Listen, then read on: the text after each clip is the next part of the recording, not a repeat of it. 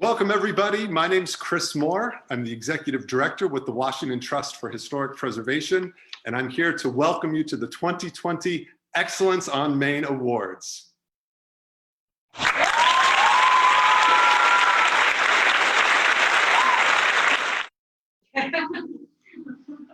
We're thrilled to have you all with us virtually. We, of course, very much wish we could all be together, and we will be again, hopefully very soon. But as a substitute this evening, we hope you all will have a lot of fun joining us and that you are all fancy on top.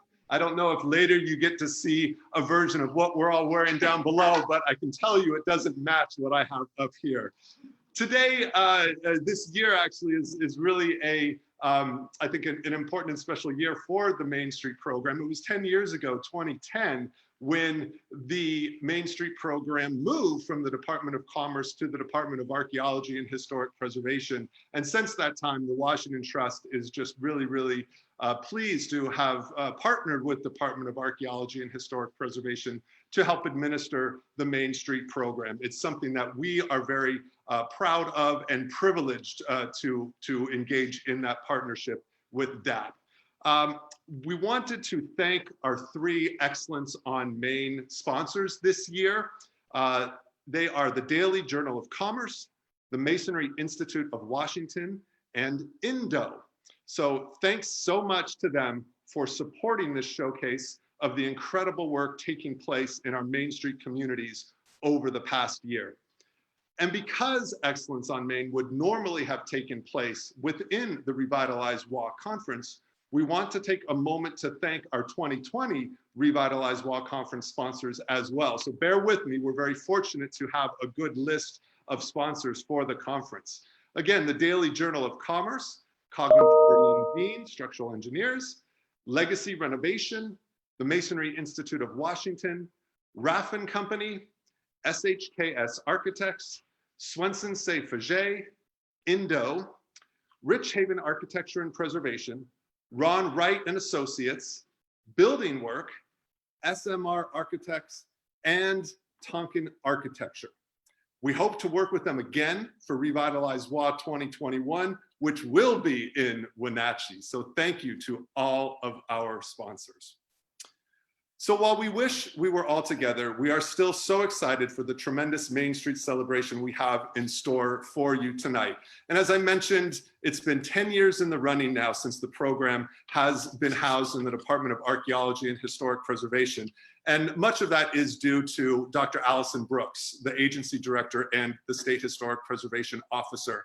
And I'm just very pleased to introduce to you all Allison Brooks to talk a little bit more about tonight's events, the impact report that you're going to hear about, and just to give her an overall thank you and welcome to the celebration. Allison.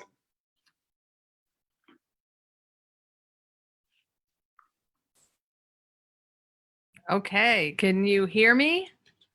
We can. Okay. Well, thank you everybody for joining the Excellence on Main Awards. Whoa, Brienne Durham's name just came up in front of me. So, whoa, the whole thing about Zoom. I want to thank all the Main Street managers for everything they do for all of us. And it's just been a pleasure to run the program, an absolute pleasure.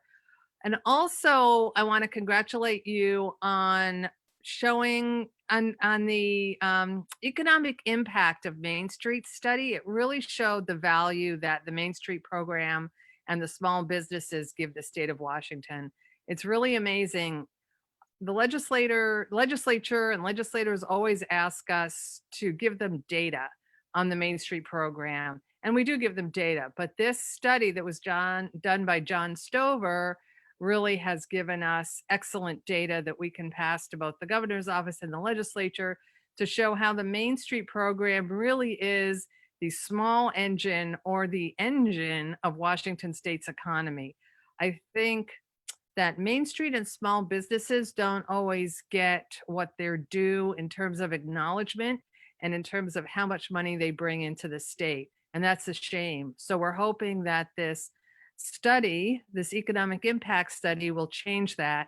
And we hope that you can use it with your elected officials and others too, to really show the value of the Main Street program.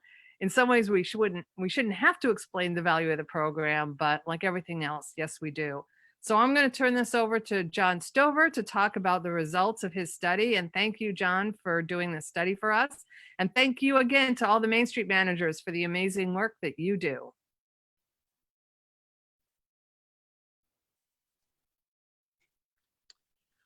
Hey everyone, it's good to be talking to you all. This is the first time, I think, in about 6 months that I've put on a suit jacket, so it feels a little weird. But I'm very pleased to be presenting the findings of the impact analysis, and Chris, Brianne, and Janelle, and Alex, and the full team. And we really kind of took a really thorough deep dive analysis here, and the charge was to tell the complete story of all the different ways that Washington's Main Street programs have an impact on their communities, and especially from the lens of three kind of stakeholder types: the business community themselves, the residential community at large, and then the state of Washington as a whole. Let's jump to the next slide. So in terms of who do Washington's Main Street communities serve, there are a little under 7,000 businesses that are in jurisdictions overseen and that receive the services of Main Street program, and totaling over 65,000 employees, and generating nearly $10 billion in revenue per year. Do next. Something that we were really interested to find is about a quarter of the residents in the state of Washington actually live within 5 miles as the kind of local serving population, you know, in terms of consumers and folks that most frequent Main Street communities. So about a quarter of folks live within 5 miles of Washington's main streets. So up to the next. As we all know, there's a lot of different ways of thinking about the impact of what you do, and it's kind of hard to boil that down. There's, you know, we have lots of really helpful data to begin with. The reinvestment ratio, for example, is a helpful metric of Main Street achievements, and so we built off that existing data and wanted to kind of take even a deeper dive of kind of the most realistic and accurate and informative analysis as possible. And so what we kind of the research question that we started with is, what is it that Main Streets actually do? And so we polled and surveyed the Main Street leadership from all the programs across the state, talked to the folks from the coordinating program, and found, based on those responses, we identified 8 kind of core, most typical programmatic efforts that Washington's Main Street communities oversee and enact. And those range from partnership and advocacy activity to streetscape improvements to building preservation to administration of technical assistance, business attraction programs, promotion, festivals and events, marketing, and program administration. And what we found by assessing where do those dollars flow within each of those activities and what have been the impacts of each of those activities individually and collective, is that those activities generate an additional $550 million over the course of the last 8 years of additional sales to those Main Street communities. Let's do next. And we use a kind of leading economic impact modeling software and program to understand, okay, well, what does that mean? So we're able to assess kind of what is the kind of top level results of how much money is flowing and where is it going. The impact analysis was able to assess, okay, so what the direct economic impact of this spending, which ended up totaling about $470 million. And then the kind of waterfall effect of that economic activity generated just a little bit under $200 million to the state in wages and $155 million in supply chain activity. So when accounting for the direct, indirect, and induced economic impact, now we're talking over $700 million of impact across the state. Next.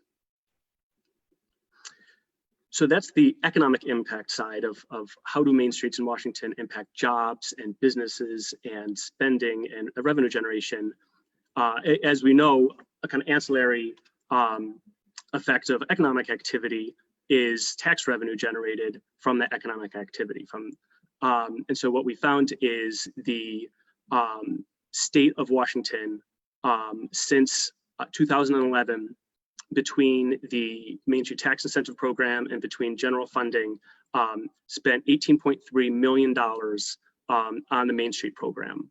What we also found is that tax revenue that was generated, the tax rates of that generated just under $30 million of tax revenue back to the state.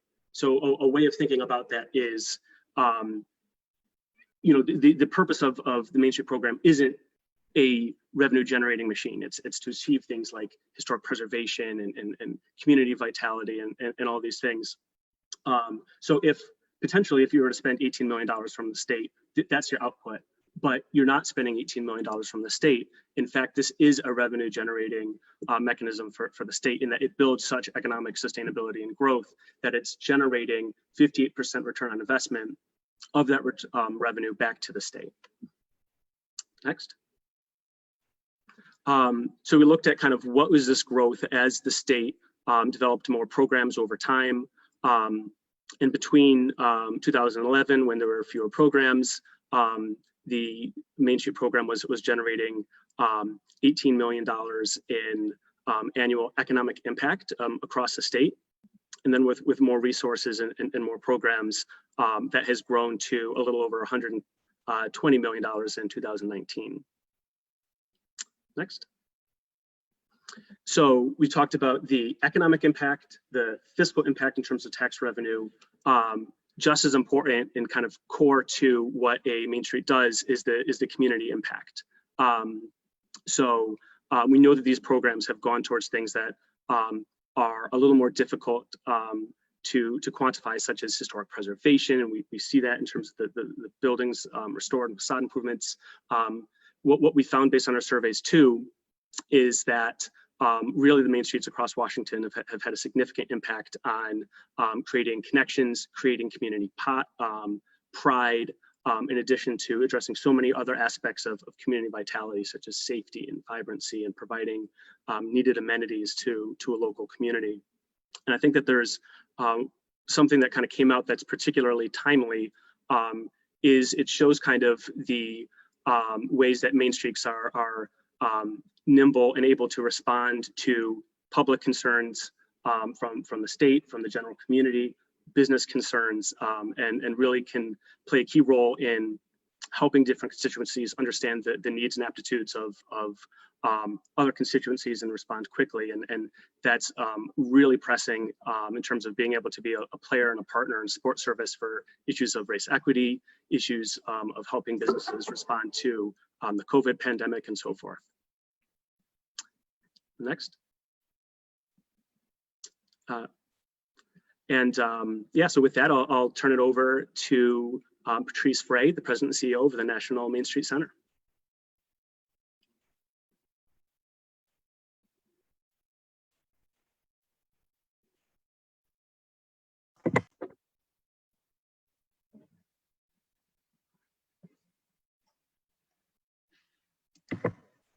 Great. Okay, sorry. Hi, John. Great to see you. Sorry for the snafu. John and I went to grad school together, so it's always great to reconnect with him. Hi, everyone. It's great to see you. Patrice Frey with Main Street America. Sorry you're seeing my disheveled background in my bedroom, but I have upped my game. I was in something more casual, and then I saw everybody was all dressed up, and I decided I had to join in with you. First, I just want to say thank you to all the Main Street managers and to our terrific coordinating program out there. Thank you for all the terrific work that you're doing all across the state to support businesses in what I think we could easily say is the most difficult circumstances I think we have ever encountered. And quite honestly, without wanting to tempt fate, it's hard to imagine more challenging situation. So I just wanted to share with you my gratitude for the work you're doing each and every day in your Main Street communities to help your businesses survive. I wanted to give you, I only have 3 minutes, so I'm going to keep it really short, but I wanted to give you a very quick update on where we are with our national advocacy work. And then I wanted to give you a preview of something really exciting we have coming down the pipe here. So those of you who are following our social media and get our newsletter and all that good stuff will know that we are engaging in an advocacy effort to secure $100 million to support Main Streets through Congress. Conversations are going on right now. We've been chatting up key senators over the last really 3-4 weeks. While I can't say, oh, this legislation is a sure bet, I will say that everyone we've talked to, I felt like is taking this very seriously, and we've got some people lined up, some important leadership in the Senate lined up behind this. And so I urge you, Friday night, you should have gotten a call for to support this advocacy and engaging your senator. And I would urge you to reach out to Senators Cantwell and Senator Murray as soon as possible to share your support for this proposal. If you can, if you don't have that email at your fingertips and haven't engaged already, you can go to mainstreet.org /speak up for Main Street and get all of the information you need then. Real quickly, I just want to highlight something that has been really important in our conversations with senators, and something, in fact, that you might mention if you want to personalize that email to Cantwell and to Murray, is the return on investment for Main Street. And John, your statistics here for Washington couldn't possibly be better timed. If I was doing the math right, first of all, the cumulative impact of 700 million is massive. But if I'm doing my math right, basically, John, what you're saying is that for every $1 the state invests in this program, that's a $1.50 return to the state coffers. There are most people in economic development will tell you there are very few programs actually that generate that sort of return. And that has been a really important point of advocacy on the Hill. Very quickly, I just want to mention we've been engaging with several corporate partners, knock wood here, but I think that we're going to have a fairly major grant program to announce soon, which would go towards supporting your businesses on Main Street. They would be eligible to apply for grants between $5,000 and $15,000, really helping them innovate to survive these new circumstances. So I just share with you that I hope we have some good news to share with you formally next week. And I would also say that it is not lost on us, of course, that the businesses are not the only ones suffering here. And we know that Main Street programs, quite honestly, all of our sources of funding are imperiled. That's very much what the congressional advocacy ask is about.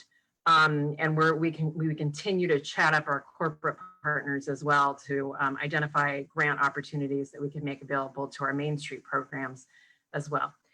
So with that, I am going to hand this over to your very talented, incredibly hardworking and dynamic coordinator, Brianne Durham. And Brianne, I had personally hoped since moving to beautiful Issaquah, Washington, that you and I would get to see each other a lot more. Unfortunately, that hasn't happened, but I have high hopes for whenever this whole COVID nightmare is over. So congratulations on the great work you're doing, and thank you for inviting me to be with you today. Thank you so much for joining us, Patrice. We know how much you love our state, as we do too. Thank you to John and Leslie at Stover and Associates for your incredible work on this impact report. And thank you to Allison and Chris for your leadership over the last decade of this program. In thinking about a decade, I realized this actually marks my tenure as a Main Streeter. I started as a local director and did that for 5 years in Lewiston, Idaho, and have been here at the Washington Trust running Washington Main Street for 5 years as well. And I say that because I honestly can't think of a time when I've been more proud to be in this field. The work that you all have been doing over the last 4+ months, 5 years of me knowing you has been just awe-inspiring. I am constantly inspired and impressed and motivated by the ingenuity, the hard work, the incredible hustle that you all have, and the love you have for your communities. It is literally what gets me to work every day, even when work has been the chair in the corner of my bedroom most recently. So we've been looking forward to this night for a long time because we love Main Street. We love the work that you're doing. We are so inspired by you, and we are so excited to celebrate with you tonight. So I want to do a quick shout out to my coworkers, because those of you who know my Zoom habits know that this would not be running smoothly without Jay over there, Alex, Kathy, Christy in the dining room, Chris, who, if you want to see a photo of his full ensemble, I believe that it's on our Facebook page or Instagram page, as I'm now told. So thank you so much, my coworkers here at the Stimson Green Mansion in Seattle. And thank you so much to our new Main Street team member, Jonelle McCoy, who's joining us from Walla Walla today. Jonelle's Main Street background is as a very strong and dedicated volunteer. So it's incredibly fitting that she is going to kick us off with this party with our volunteer spotlight. On to Jonelle.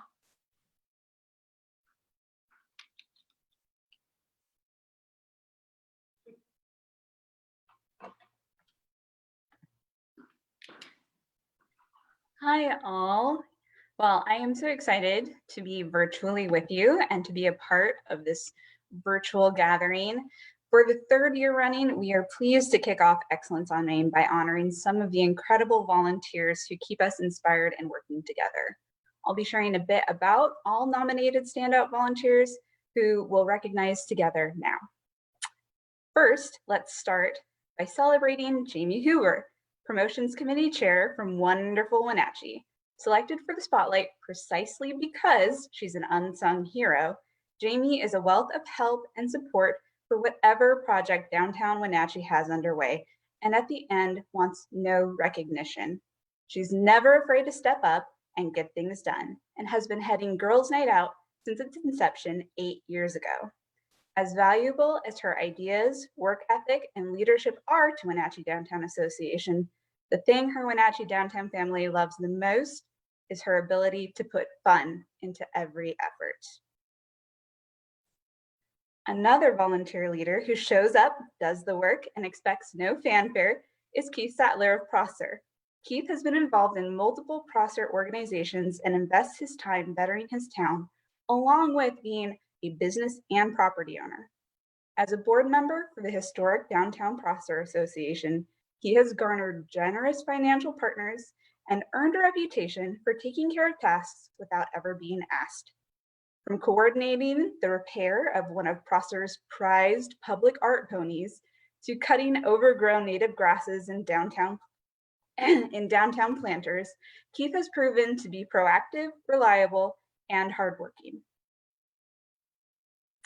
Member of the Downtown Camas Light Brigade, builder of giant art easels and Plinko boards, street and sidewalk painter, and vice president of the Downtown Camas Association, Randy Curtis makes his community better in a variety of ways.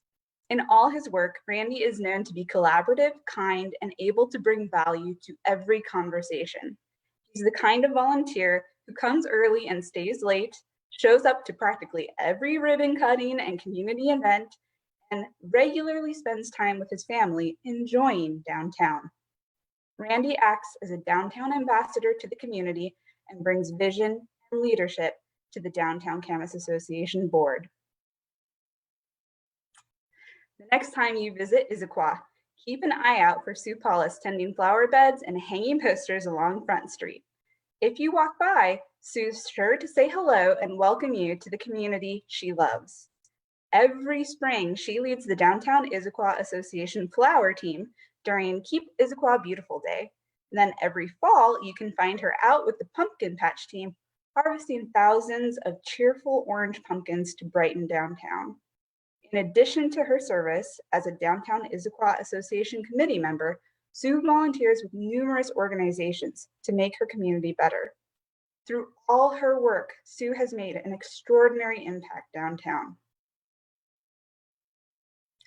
In 2008, a project to light up Colville started, and with Christa McDonald's leadership, it became a reality in late fall 2019. Christa, who is chamber president and a Colville Together board member, spearheaded the work, raising funds through events and sponsorships that accumulated in stringing over 6,000 lights on 23 trees downtown. The community response has been inspiring. It wouldn't have happened without Christa. One woman came up to Christa as the lights were being strung and said, "I am so proud Colville is my hometown." Oak Harbor locals call her the Queen of Main Street. She also answers to Margaret Livermore. Margaret is the founder of Oak Harbor Main Street Association, a current board member, promotions committee chair, past board treasurer, past board secretary, and a volunteer with the most consistently high hours. Over 150 donated each quarter. She does all this while being a dedicated artist, mother, wife, and volunteer for many other Whidbey Island nonprofits. Many folks in Oak Harbor have stories about how Margaret helps them and the community thrive, and they want to recognize her for all her effort to make her home an amazing place to live. A part of Yakima's downtown movement for many decades, as a building owner, business owner, volunteer, and committee member, Joan Mann is synonymous with downtown Yakima. A Downtown Association board member since its inception in 2015, Joe is currently board president. He also serves on the Economic Vitality, Downtown Master Plan, and Downtown Farmers Markets committees. As a business owner, Joe has supported several downtown events, including Chalk Art Fest and the Downtown Yakima Farmers Market. He was also president of the original Downtown Farmers Market board and instrumental in getting it off the ground. Last but not least, Joe's headed up the Downtown Christmas Lighted Parade for nearly 2 full decades. Tory Graf takes the reins just by walking into the room.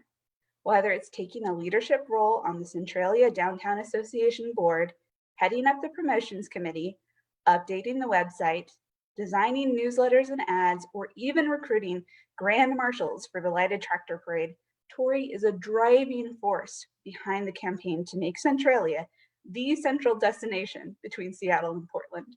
She regularly helps other downtown business owners and orchestrates Small Business Saturday while managing her own award-winning company.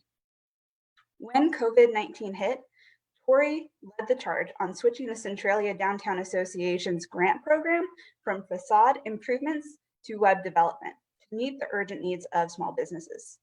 If it benefits downtown, Tory is involved. Ridgefield Main Street founding father, Mark Shuman, heard about Washington Main Street, knew it was right for Ridgefield, and never looked back. He worked doggedly to put together a team to create a board of directors full of people who share a passion for downtown Ridgefield and improving the community. Frank served as Ridgefield Main Street's first board president, guiding the initial startup, and kept the organization marching forward to the point where subsequent members were successful in securing funding to hire an executive director. After his term as president, Frank continued to serve as a board and committee member until retiring in 2019. He remains a close advisor, dedicated volunteer, and friend of downtown. If you need someone who can turn potential controversy into community engagement, ask for Thea Hart. As lead coordinator of the Bellingham Nightlife Association, a coalition under the umbrella of Downtown Bellingham Partnership, Thea works with alcohol and cannabis professionals in collaboration with law enforcement, the City of Bellingham, Western Washington University, and other agencies to create a smarter, safer, and united 21+ industry to support downtown. Thea wrangles tricky topics on social media, stewards the Bellingham Nightlife Association email and monthly meetings, and created a small business around the security for the partnership's Downtown Sounds concert series. Last, but certainly not least, Chuck Cuzzetto. As a Gig Harbor Downtown Waterfront Alliance volunteer leader, Chuck gives up his heart, his goodness, his humor, and his many talents. Currently serving as board president, Chuck previously served as board treasurer and continues to sit on the Economic Vitality and Farmers Market Oversight Committees. He also acts as liaison to the Gig Harbor Chamber of Commerce and doesn't mind getting his hands dirty pulling weeds at downtown Spring Cleanup Day. The Alliance team knows that whenever they need help, Chuck will be there. Please join me in raising a glass to these and the many other incredible volunteers who keep the hearts of our communities beating. Cheers.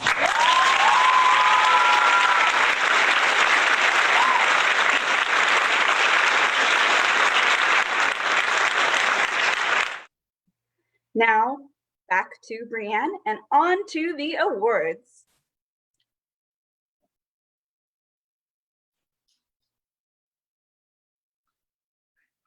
Thank you so much, Johnelle. We are so proud of all of the hardworking volunteers out there who make these programs so effective, as we heard from John earlier. And for our first award, we start really at the root of Main Street, which is preservation. I want to give a quick nod to our Excellence on Main Committee, who in all of their wisdom recognize that every brick and mortar rehabilitation project is not alike. So this year we actually have 2 different awards within this category to recognize both the monumentous rehabilitation projects, like the first one that you'll hear about here, as well as smaller but super impactful projects that can really lead to a lot of inspiration. So for our first brick and mortar rehabilitation award, we go to Port Townsend. Their district's National Register designation nomination, the 1887 Sturming Block, was noted for its prime example of high Victorian Italianate architecture in a smaller commercial building, thanks to its corbelled frieze, straight cornice, and projected bay windows. The Belmont Building, as it's now known, was a hardworking saloon up until Prohibition. Next, it served as a real estate and insurance office, shoe store, confectionery, and tobacco shop. Most recently, it's been home to hotel rooms and a restaurant featuring local seafood and a bar that was a gathering place for locals. It came to exemplify a busy, multifaceted waterfront property, but lately, this Victorian pearl has lost its luster. The building name letters had fallen off the front facade. A dark entrance made the building appear closed even when it was open to welcome customers. And the brickwork was failing. The renaissance of the Belmont began with its purchase in December 2017 by new owners who began looking for ways to restore it to its former glory. Owners Kirk Nesbitt, Maria Sessions, and Enrique Fierros found that path forward through private funding and a Port Townsend Main Street HUD revolving loan for the front facade. Restoring a Victorian building from the ground up is a huge challenge, with all the headaches and joys you can imagine, from wind blowing through the crumbling brick walls to pulling up old carpet to reveal beautiful hardwood floors. Rehabilitation work included repointing the brick exterior, copper roofs on the bay window to replace shingles, rebuilt parapets, roof repair, and extensive woodwork on the windows that included saving the rope and pulley system. The crew updated everything from the basement up, including completely refreshed hotel rooms and a beautiful new deck overlooking the waterfront to replace the storm-worn one. Kirk, Maria, and Enrique rallied their resources and local experts like Studio STL for design work and general contractor G. Little to bring the shine back to the Belmont. Their rehabilitation restored its elegance and style. The historic Belmont is an architectural gem in Port Townsend. 2, 1, roll. Here's to the Belmont Building and Hotel in Port Townsend. Historic preservation rocks.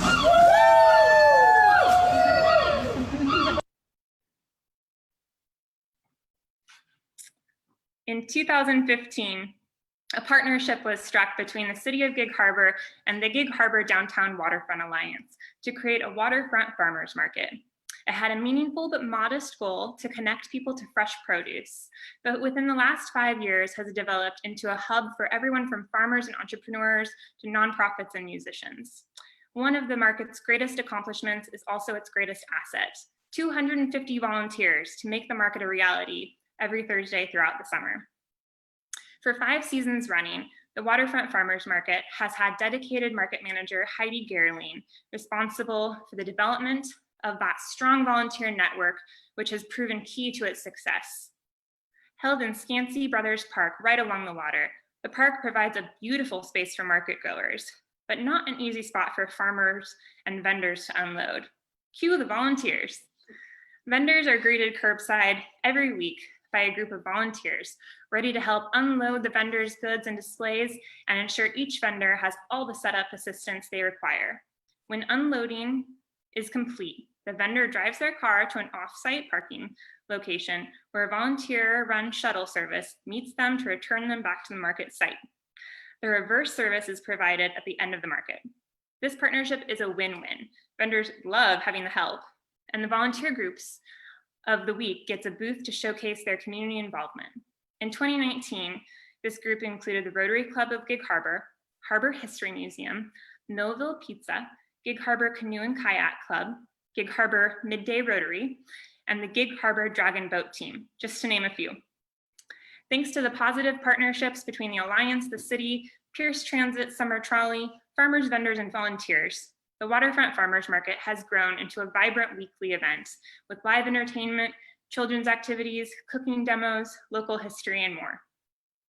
These partnerships have proven indispensable as the Alliance staff, volunteers, and vendors have made necessary accommodations to open the market amidst public health concerns this summer. The market continues to prove its value as an essential economic driver and community space in Gig Harbor.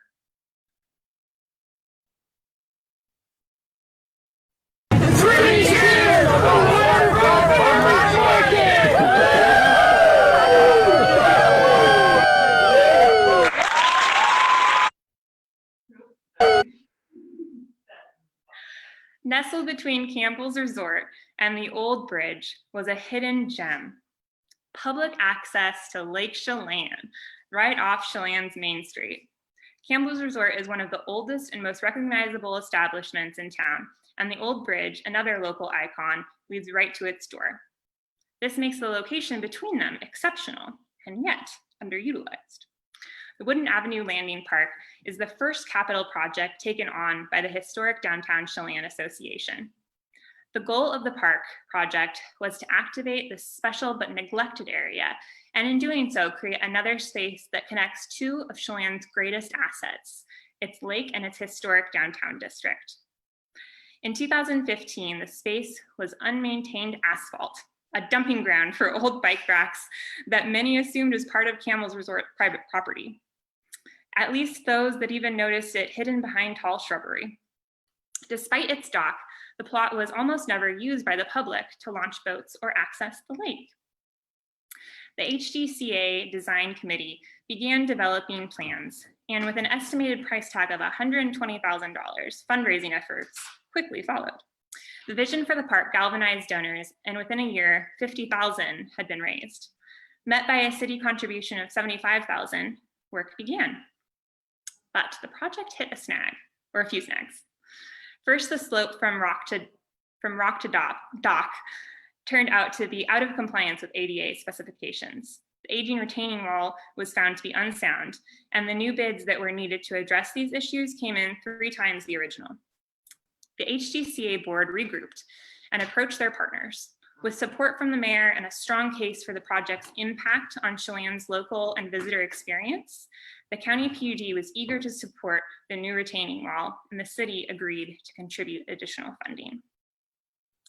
The Wooden Avenue Landing project, completed in May 2009, has effectively turned an unused, unsightly area of downtown into a beautiful park with highly sought after public access to the lake. Moreover, it's made downtown Chelan a more welcoming, walkable place for all to enjoy. Let's hear it for community partnerships and innovative projects, keeping Chelan beautiful and livable.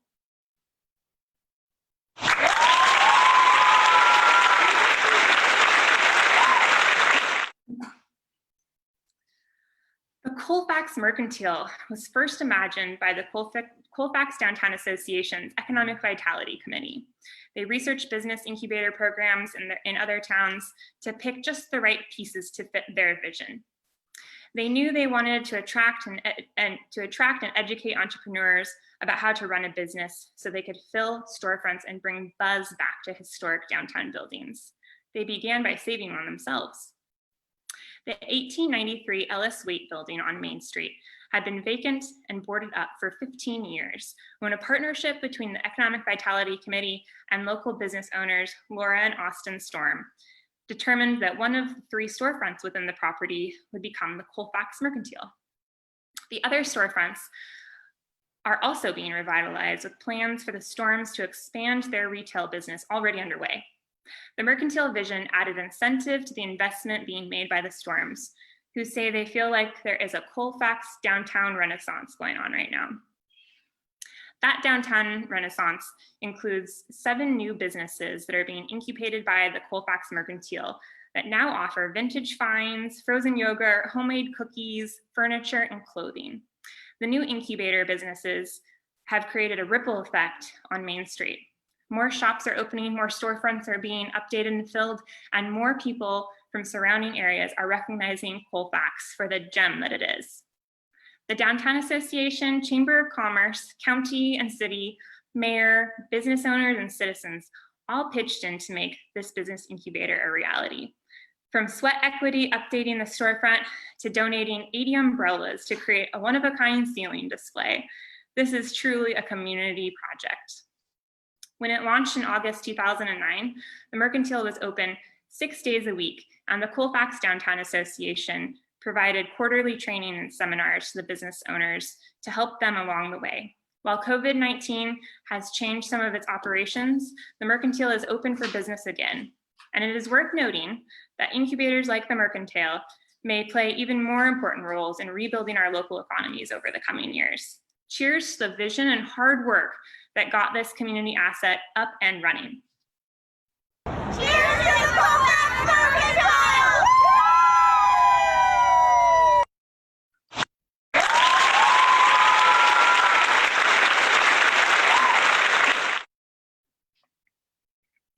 This next award is designed to recognize excellence by a Main Street program working to ensure organizational capacity, broad community engagement, and partnerships across different sectors. By starting with these values front and center, a Main Street program is poised for success and sustainability.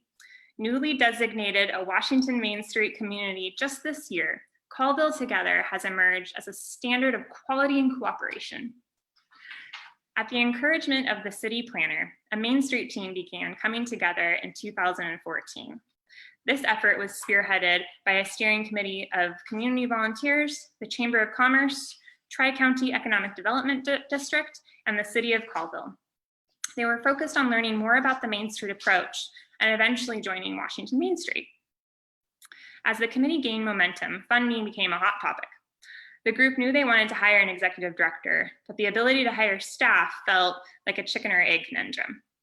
The answer came in the form of formalizing the partnership as an independent but unified nonprofit, now known as Colville Together, which then was able to apply for lodging tax dollars and other funding. In 2018, Colville Together hired Rosemary Shaw as its first executive director. Momentum has truly been building in Colville, with much credit to the strong alliance that came together to form and continues to support its Main Street organization.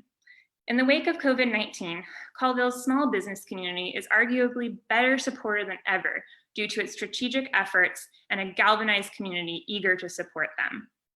Shortly after the shutdown, Colville Together organized a crowdfunding campaign that raised $4,500 to help small businesses stay viable. The Main Street program has also secured grants from Locable and a regional foundation called Innovia. which will allow them to provide ongoing support to Colville businesses through a state-of-the-art e-commerce site. As Rosemary puts it, working together makes any goal achievable. We applaud you for holding true to this vision and for the many ways you're making Colville an even more wonderful place to live. Please join me in welcoming and congratulating Colville Together, our newest Washington Main Street community. Colville Together!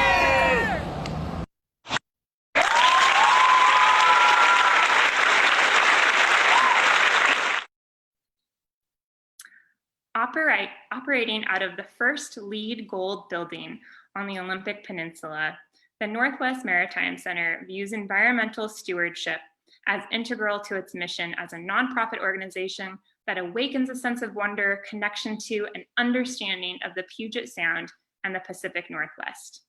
From their buildings and interaction with the ecosystem to their programming and practices, Northwest Maritime Center walks the talk. LEED designation in and of itself denotes a commitment to our shared sustainable future. The Northwest Maritime Center campus, located at the intersection of downtown Port Townsend and Point Hudson, was designed to minimize impact to the environment, reduce energy and water use, lower operating costs, and make the most efficient use of materials and resources. The campus includes solar panels, a super efficient water pump system, and electric car charging stations. The center's dock, which is often used by historic vessels, recreators, and students, was part of a coastal restoration initiative to protect the Port Townsend Bay ecosystem. The center hosts an extraordinary number of programs, events, and educational opportunities each year, including Marine Thrift, which takes usable boat parts out of the waste stream, the renowned Wooden Boat Festival, and hands-on environmental education opportunities known as the Salish Sea Expeditions Program, just to name a few. Northwesterners of all ages benefit from the center's programming that connects us to our maritime heritage and a strong sense of place.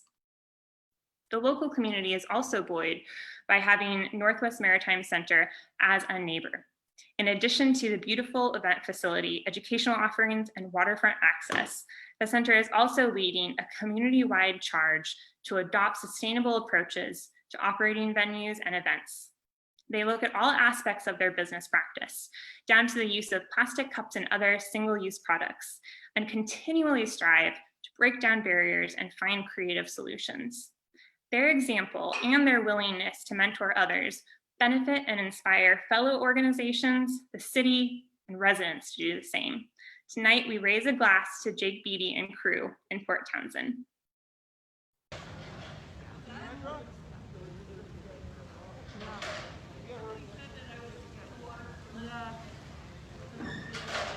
Here's to a greener future, thanks to the Northwest Maritime Center in Port Townsend.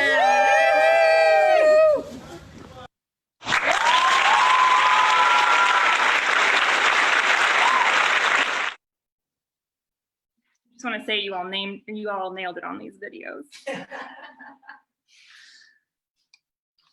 Bringing people downtown is a mainstay of our revitalization work.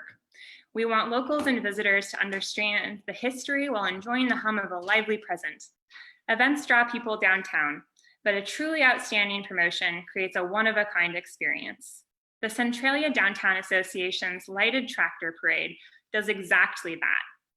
Held on the second Saturday in December, this holiday spectacular highlights Centralia's agricultural heritage and showcases large and small businesses, farmers, civic groups, school groups, and local bands. It's become a Centralia holiday tradition. The Lighted Tractor Parade began 10 years ago with 7 entries and a lot of doubters. Today, vehicle entries are capped at 90, and every available spot is filled within a few days. The parade lasts for over an hour, illuminating downtown streets with over 100,000 lights on creative and colorful floats, and is enjoyed by 15,000 spectators. Along with the Grand Marshal, always a local farmer, the Grinch, accompanied by Who's from Whoville with huge sculpted hair, surprised and delighted the crowd last year. Santa is always the last entry, often on a sleigh pulled by 8 giant Harleys decked out in dazzling lights. The lighted tractor parade is the kind of event where families, couples, and friends create treasured holiday memories, and its reputation is spreading. Local hotels book to capacity well in advance, and the downtown Centralia Amtrak station is hopping as people from all over the Northwest come to marvel at the ingenuity and originality that goes into each entry. These visitors often arrive early to buy holiday gifts at downtown shops, bringing a splash of outside dollars to Centralia's economy. Even with growing regional renown, the heart and soul of the event is the hardworking community of Centralia. While we don't yet know what form the parade will take this winter, a decade of creating family memories and celebrating an important aspect of Centralia's heritage and economy is more than reason to celebrate tonight. Cheers to 10 years and many more in your future, Centralia.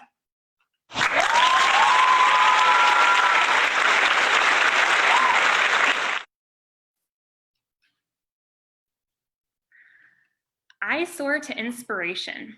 The Dobbs Building on East Woodin Avenue in the heart of historic Chelan shows how much impact a small storefront can have on both the built heritage environment and the facade improvement ethic of a community. Its transformation from cautionary example of facade fails to poster child for historic rehabilitation is well worth celebrating. When opened as Smith Hardware in 1912, the building matched the brick masonry of its neighbors, but underwent a significant remodel in the 1950s. When Ray and Kathy Dobbs purchased it in 2004, the facade was dominated by a huge shingle awning. From over the roofline to just below the display windows, it was shingles all the way down. This building and its odd duck out awning earned local notoriety when it was included in Chelan's 2010 downtown master plan as a before example. In other words, this little shop was called out. Lucky for the building, Ray Dobbs was on the planning commission and had every intention of answering that call. The owners hired local architect and former Historic Downtown Chelan Association board member Larry Hibbard to design the Dobbs building reconstruction. Larry was exactly the man for the job. Aside from being a past Main Street board member, he had served on the design committee for many years and had previously designed several other downtown preservation projects. Ron McGahee, general manager of the Lake Chelan Historical Society, was also consulted. He brought in as many photos of the original building as possible to provide the reconstruction with accuracy. Improvements were made to the facade as well as the back approach to the building, which had previously presented as a large garage door. While the building is small in footprint and stature, the notoriety it's what not to do reference in the master plan made this improvement project the one to watch. Since work started on the Dobbs building in fall 2019, 3 additional buildings have facade improvement projects underway downtown. Today, you can walk along East Woodin Avenue and see the transformation from ugly awning duckling to brick and mortar swan. 3 cheers for what Chelan now proudly calls the Dobbs building.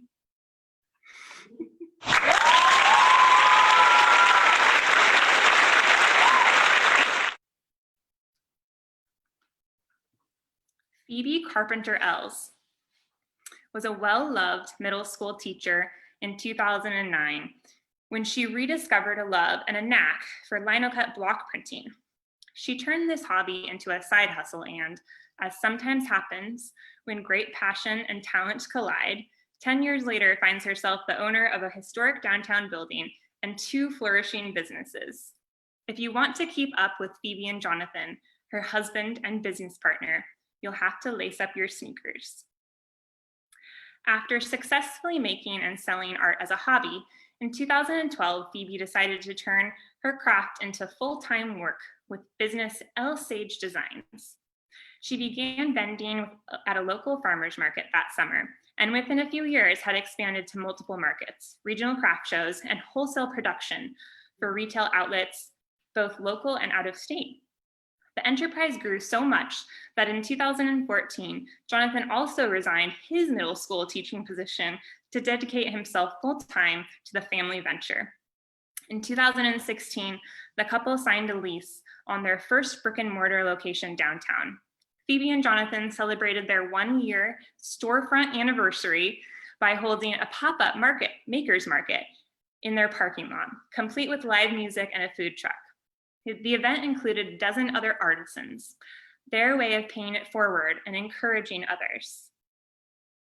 Like so much of what Phoebe and Jonathan touched, the market was successful, brought people together, and enhanced the local economy, and catapulted them into a new business arm, regular artisan events, now known as the Valley Made Markets. Of course, that wasn't all Phoebe and Jonathan were up to. In the last 2 years, the couple has purchased and renovated the historic building in which they were originally tenants, moved El Sage to a prime retail location on Mount Vernon's Main Street, and opened a second business, Fern Creative Co-working, in their newly renovated building. The co-working space realized a long-held recruitment priority of the Mount Vernon Downtown Association, but even more importantly, clearly filled a community need since initial membership subscriptions reached the equivalent of 8 full-time employees within 1 month of opening. There is so much to admire about Phoebe and Jonathan: their grit, work ethic, love of family, and dedication to lifting others up. With entrepreneurial spirit abounding, we raise a glass to them today. Cheers, Phoebe and Jonathan. We're so glad that you called downtown Mount Vernon home. We wish you all the best. Congratulations. Congratulations. Woo-hoo!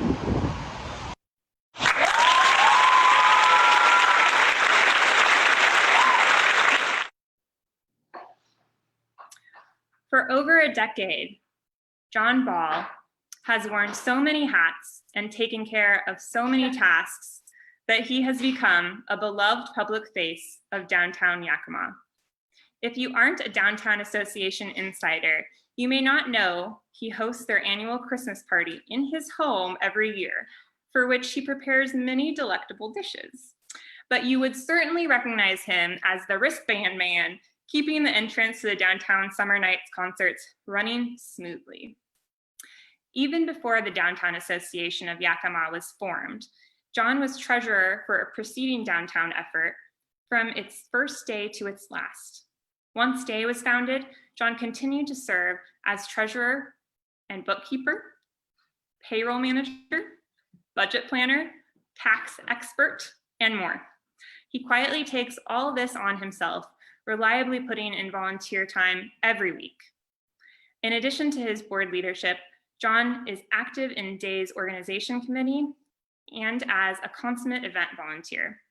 Aside from the gate at Downtown Summer Nights, you'll see John doing double shifts, selling script at festivals, checking IDs during sip and stroll, answering questions at the farmer's market info booth, and is often seen hauling tents or weights at, as DAY Executive Director Andrew Holt puts it, the tender age of 71. He is also a major player in DAY's flower program, working diligently with staff in the selection and purchase of flowers, volunteering on planting day, and acting as the city liaison on the program. John makes serving as an ambassador of DAY to city, public, and other stakeholders look easy, partly because he brings his credibility and knowledge of Yakima history from over 25 years he spent as the executive director of the Yakima Valley Museum. Having John's leadership on the DAY board and organization committee is second only to having his corny humor and overriding sense of goodwill to brighten them. By taking the lead in so many aspects of Downtown Association of Yakima's work and giving so generously of his own expertise, John does what all good leaders do. He enables the rest of the DAY team to do more work more effectively in its mission to strengthen downtown. John, I wish that I could clink this glass of champagne to the G&T that I hope you're enjoying right now. But in the meantime, cheers to you.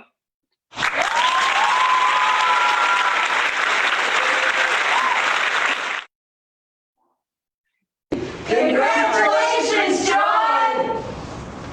Whenever you're alone and this is making you feel lonely, you should go downtown, downtown.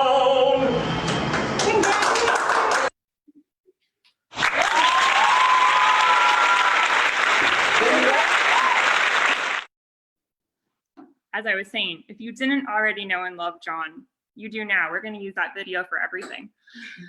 And with that, each year, the Excellence on Main Committee chooses one exceptional nominee to receive our top award. Tonight, we honor Wenatchee's co-working space, the Mercantile, and its owners, Jeff and Heather Austinson and Rick and Corey Ray, for their transformative rehabilitation of a historic building in the heart of downtown Wenatchee and their tremendous dedication to community and collaboration. Linda Hagland, Executive Director of the Wenatchee Downtown Association, won't mince words about the state of the building before the foursome got their hands on it. Originally built as a mercantile, the Ellis Ford building has been a staple of the city center since 1905. It was a Sears Roebuck, then a JCPenney, and after that, a Bonanza. The Emporium apartments were in the upper floors. Over 100 years of Wenatchee history is infused in the bones of this building, and now it provides a future-focused service for entrepreneurs and remote employees who have made wonderful Wenatchee home.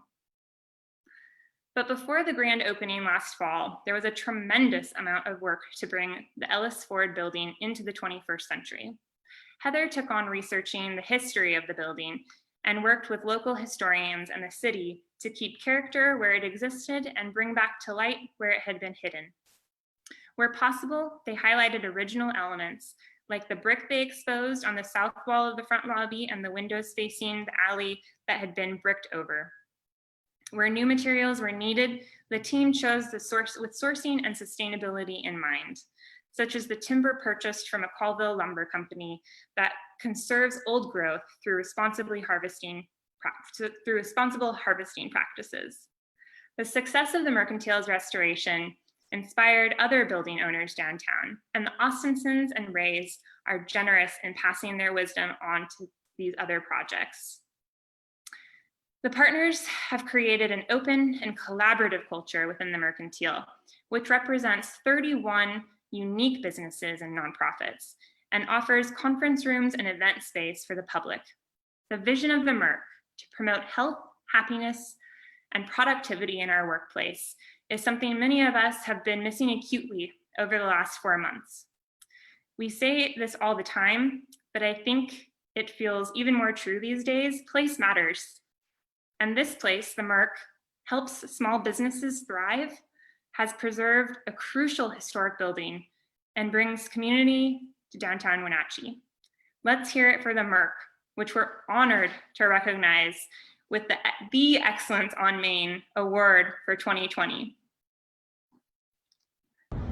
Cheers to the best of the best. We love you, Merc.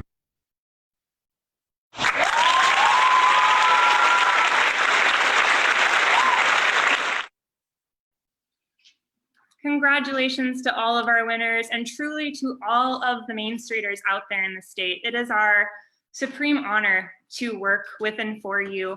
And as our impact study notes, Main Street was built for this. Your communities are stronger because of you, and we are endlessly inspired by the work that you are doing. Congratulations and happy celebrating this evening.